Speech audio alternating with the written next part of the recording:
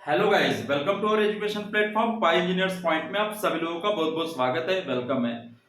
Last lecture में आप लोगों ने देखा था कि आपका एसएफडी शियर फोर्स डायग्राम आप कैसे ड्रॉ करेंगे for point loads in case of simply supported beam. तो सिंपली सपोर्टेड बीम का टॉपिक तो हमारा हो गया था। जब पॉइंट लोड आपके बीम के ऊपर लगे हो तो कैसे शियर फोर्स डायग्राम आप ड्रॉ करेंगे। मैं एक और क्वेश्चन ले रहा हूं एसएफडी का, सिंपली सपोर्टेड बीम के केस में यूडीएल का। इसे आप अभी सॉल्व करके देखते हैं कि इसके लिए कैसे मैं शियर फोर्स डायग्राम बनाऊंगा। तो ये मेरी सिंपली सपोर्टेड बीम है ना। किसी भी तरीके से ले ले, आप फुल ले ले, हाफ ले ले, कोई दिक्कत नहीं। कहीं पे भी लोड ले ले, कोई किसी भी प्रकार का लोड ले ले, कोई दिक्कत नहीं है ना। मैं ये सिंपली सपोर्टेड का एक क्वेश्चन करके दिखा रहा हूं आप लोगों को, ध्यान से इसे देखना है। ये 3 किलो न्यूटन का लोड है, पॉइंट लोड। इसकी इंटेंसिटी है आपकी 2 किलो न्यूटन पर मीटर। ठीक है, यहां से यहां तक की जो डिस्टेंस है वो 4 मीटर, इसको एज्यूम कर लेते हैं 4 मीटर। ये आपकी है 2 मीटर और यहां से यहां तक भी है 2 मीटर। इस तरह से मैंने ले लिया। तो टोटल बीम की जो लेंथ है वो कितनी है यहाँ पे 8 मीटर। इसी को लेंथ ऑफ स्पान भी बोला जाता है। स्पान मतलब कि दो सपोर्ट के बीच की कितनी डिस्टेंस है ना, मतलब कि जो बीम है उसकी लेंथ कितनी, वही आपका स्पान होता है। ठीक है, तो इसे सबसे पहले आपको क्या करना है, आपको ड्रॉ करना है एसएफडी बीएमडी। तो आप सबसे पहले मार्क करेंगे ए बी बीम है आपके पास। ठीक है, एक मिनट बेटा, आपके पास क्या है, ए बी बीम है। इस ए बी बीम को मैंने ए और बी पॉइंट मार्क कर दिया, यहाँ पे सी और यहाँ पे डी। जहां जहां लोड लगा है वहां वहां पे मैंने पॉइंट्स मार्क कर लिए। ठीक है, अब सबसे पहले हमें क्या करना होता है, सपोर्ट रिएक्शन निकालना होता है। तो ये आर ए और ये आर बी, दो सपोर्ट रिएक्शन हो गए। Total upward is equal to total downward, आप लोगों को बताया था। तो using equilibrium condition, using equilibrium condition, मैं शॉर्ट में लिख रहा हूं, आप लोग पूरा लिखा करना है ना। कंडीशन क्या, summation of vertical force is equal to 0, इस कंडीशन का आप यूज करते हैं। ठीक है, तो upward is equal to downward. तो अपवर्ड फोर्स क्या है, R A plus R B is equal to क्या हो जाएगा, डाउनवर्ड। ठीक है, तो डाउनवर्ड क्या है बेटा, 3 प्लस 2 इंटू, देखिए यूडीएल का लोड कैसे निकालना है मैंने बताया था। यूडीएल जितनी लेंथ में लगा होता है उससे आपको मल्टीप्लाई कर देना होता है। देखिए यहाँ पे बोला है इसकी ये इंटेंसिटी होती है, बताया ना। तो 2 किलो न्यूटन पर मीटर, मतलब 1 मीटर में 2 किलो न्यूटन। तो ये लगा कितने मीटर में, 4। तो 4 गुना 2 करना पड़ेगा, तो 4 इंटू 2, 4 इंटू 2। ठीक है, यदि मैं इसको इधर लाऊंगा तो मतलब ये टोटल फोर्स, या इसको उधर लेके जाऊंगा तो टोटल एक दूसरे के बराबर है। इसके बराबर ये मतलब ये एक दूसरे के बराबर हो जाएगा, तो ये 0 हो जाएगा, है ना। तो कुल मिला के इक्वेशन सेटिस्फाई। तो upward is equal to downward करना है। ठीक है, तो इजीली आप लोग सॉल्व कर सकते हैं। तो कितना हो जाएगा बेटा, 4 टू जा 8, 8 प्लस 3 11 किलो न्यूटन, ये मेरा आ गया लोड। ठीक है, ये मेरा क्या आ गया बेटा, total load 11 kilo newton, equation number 1। ठीक है, किसके equal, R A plus R B के इक्वल। अब मुझे क्या करना है, मोमेंट फाइंड आउट करना है किसी एक सपोर्ट के अबाउट। क्यों, क्योंकि मुझे एक अननोन वैल्यू चाहिए, मतलब आर ए या फिर आरबी की वैल्यू चाहिए। क्योंकि दोनों ही अभी अननोन है, तो मुझे यहाँ से मोमेंट, यहाँ पे मोमेंट कितना होता है 0, और यहाँ पे भी एंड में मोमेंट कैसा होता है सिंपली सपोर्टेड के 0। तो यहाँ पे मैं यदि मोमेंट लूंगा तो आरबी निकल जाएगा, और यहाँ पे लूंगा तो आर ए निकल जाएगा, पता है ये। तो मैं एपी लेता हूँ जनरली। तो टेकिंग मोमेंट एट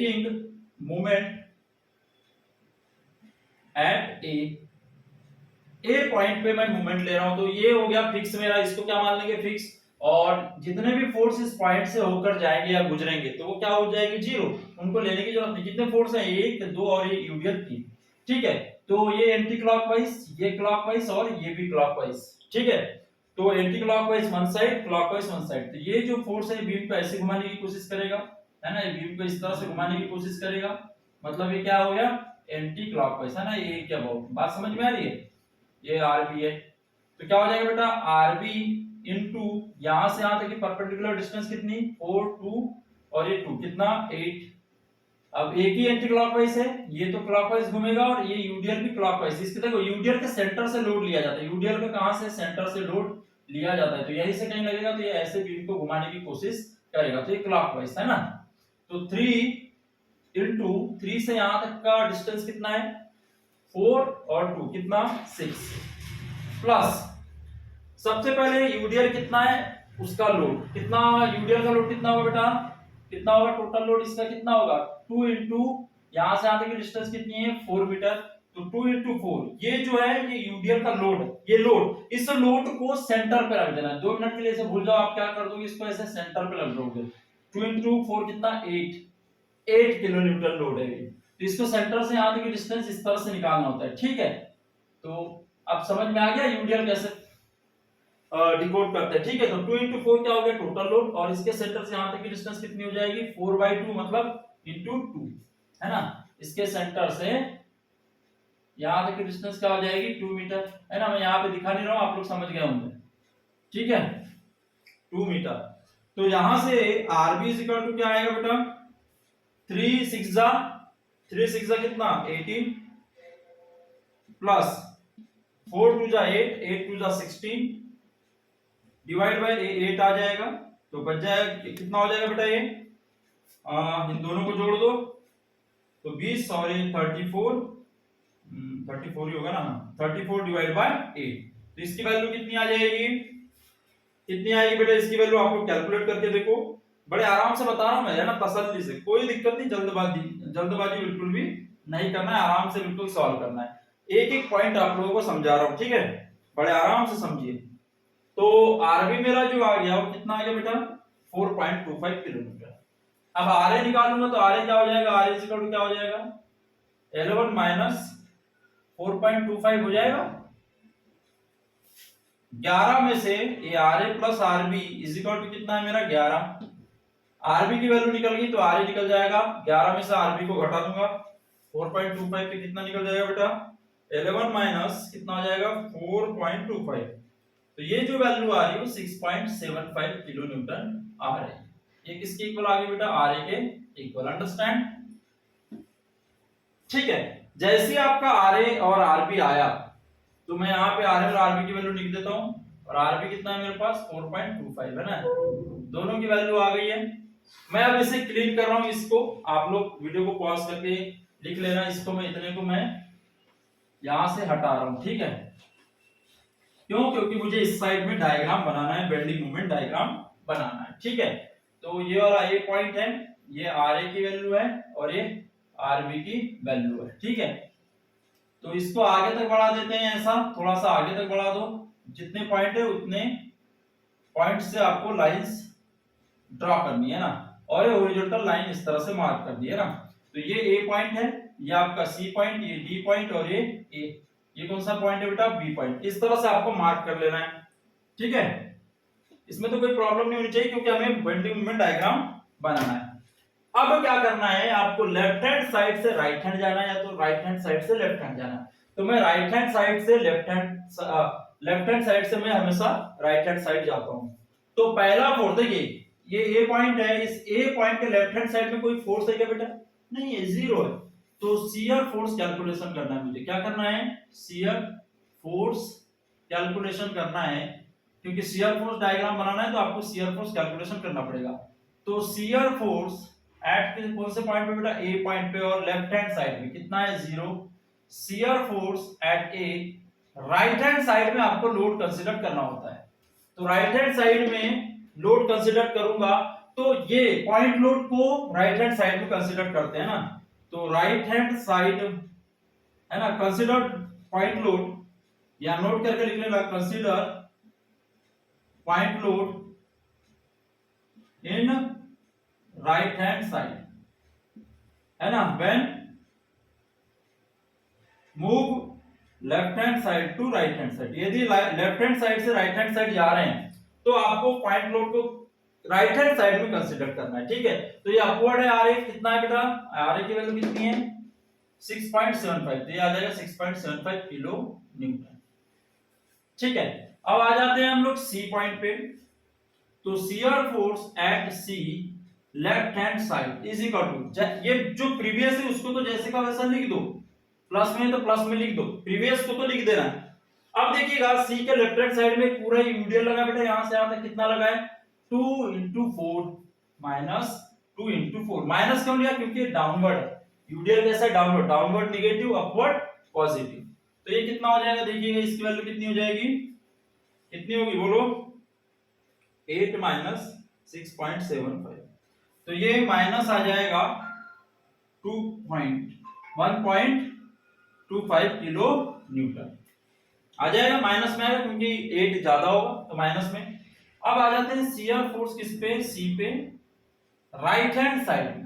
तो राइट हैंड साइड में तो कोई लोड ही नहीं, पॉइंट लोड है क्या, सी के ऊपर कोई पॉइंट लोड है नहीं है, तो राइट हैंड साइड में भी जो प्रीवियस था उतना ही रहेगा, माइनस 1.25 किलो न्यूटन। अब आ जाते हैं शियर फोर्स किस पॉइंट पे, डी पॉइंट पे निकालने के लिए। तो किस साइड में, लेफ्ट हैंड साइड में, डी के लेफ्ट हैंड साइड में कोई लोड है क्या, नहीं है, तो जितने का उतना ही, जो सी के राइट हैंड साइड में था वही डी के left hand side, minus 1.25 kilo Newton.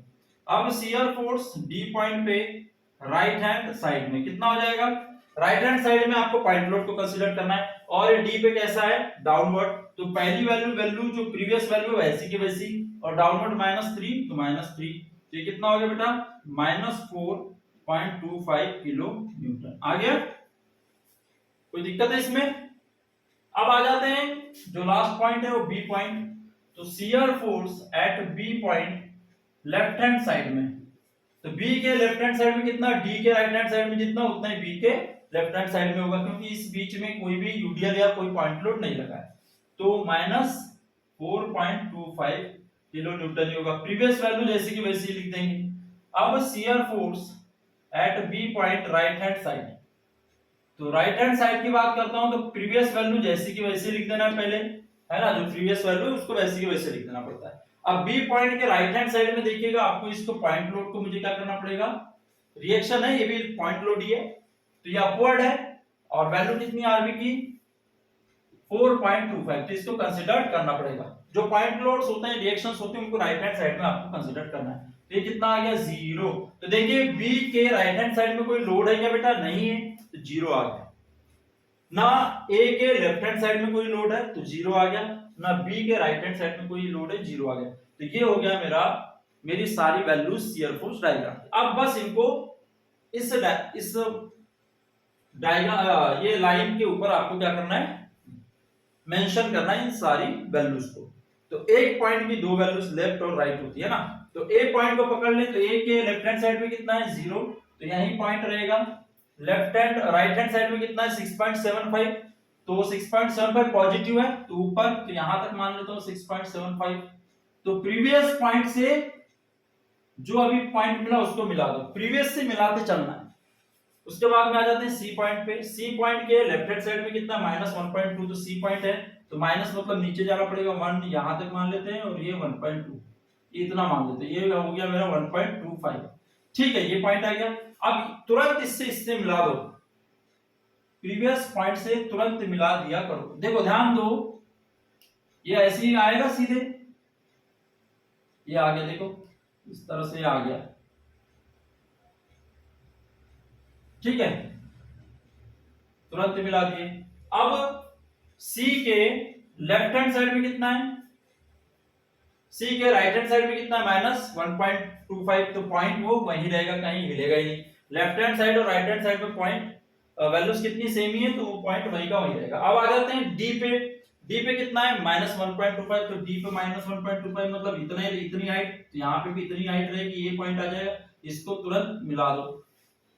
उसके बाद डी के राइट हैंड साइड में कितना है, -4.25, -4.25 मतलब ये तो माइनस, ये 1.25 है, माइनस है, नीचे मतलब माइनस है ना, तो 1.25 इतना, तो ये 2 पॉइंट मतलब ये लगभग यहाँ पे पॉइंट आ जाएगा, और ये प्रीवियस पॉइंट से इस पॉइंट को तुरंत मिला दो। हाइट आपको इस लाइन से कंसीडर करना है, हाइट इस लाइन से लेना है, लेकिन प्रीवियस पॉइंट से मिलाते चले जाना है दूसरे पॉइंट पे। ये कितना है, 4.25।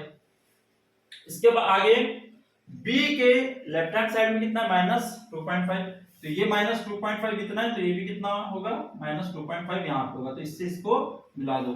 और बी के राइट हैंड साइड में कितना है, 0, तो बी के राइट हैंड साइड में 0 मतलब यहाँ आ जाएगा, बी पॉइंट पे एकदम 0 पे आ जाएगा, और इसको इससे मिला दो। तो ये बन गया मेरा शियर फोर्स डायग्राम, तो ये मेरा बन गया शियर फोर्स डायग्राम, और यहां पे मेरा पॉइंट कट कर रहा है, यहाँ पे मेरा पॉइंट कट कर रहा है, जहां पे पॉइंट कट करता है उसको कॉन्ट्राफ्लेक्शनल पॉइंट बोला जाता है। तो ये कॉन्ट्राफ्लेक्शनल पॉइंट होगा बेटा। क्या बोला जाता है इसको? कॉन्ट्राफ्लेक्शनल पॉइंट। जहां पे शियर फोर्स डायग्राम का शियर फोर्स डायग्राम अपना साइन चेंज करता है, उस पॉइंट को कॉन्ट्राफ्लेक्शनल पॉइंट बोला जाता है ना। तो ये पॉइंट याद में रखना। यहां पे मूवमेंट मैक्सिमम निगेटिव भी हो सकता है, मैक्सिमम भी हो सकता है, ठीक है, या अपना साइन चेंज कर सकता है, ये याद में रखना, ठीक है। तो ये शियर फोर्स यहाँ पे क्या हो गया? 0, ठीक। तो ये डायग्राम समझ में आ गया। ये बाद में बताएंगे और भी चीजें, इसमें बहुत सारी चीजें होती हैं। ये हो गया आपका SFD for simply supported beam in case of UDL and pointed. तो इससे हार्ड क्वेश्चन नहीं आता है, ऐसे सिंपल क्वेश्चन आते हैं, तो आप कर लिया करो, ठीक है। यदि आपके बीम के ऊपर यदि कपल दिया हो, मैं एक कपल का लेक्चर करा दूंगा, लेकिन कपल दिया हो याद में रखना, ऐसे बीच में कपल, यदि क्लॉकवाइज है तो उसको क्लॉकवाइज ही लेना है, एंटी क्लॉकवाइज है तो एंटी क्लॉकवाइज। कपल एक्चुअली में मूवमेंट होता है, तो वो मूवमेंट की इक्वेशन में आएगा। शियर फोर्स में कपल कोई भी इफेक्ट नहीं करता है। यदि आपके बीम के ऊपर कोई कपल लगा है, तो जब आरए और आरबी की वैल्यू निकालते हो, मूवमेंट लेते हो, तब इसकी वैल्यू वहां पे लेंगे, किसमें? मूवमेंट वाली इक्वेशन में ना, जब आप मूवमेंट कैलकुलेट किए थे ना, वहां पे यूज करना है। शियर फोर्स में कहीं पे भी मूवमेंट यूज नहीं करना है।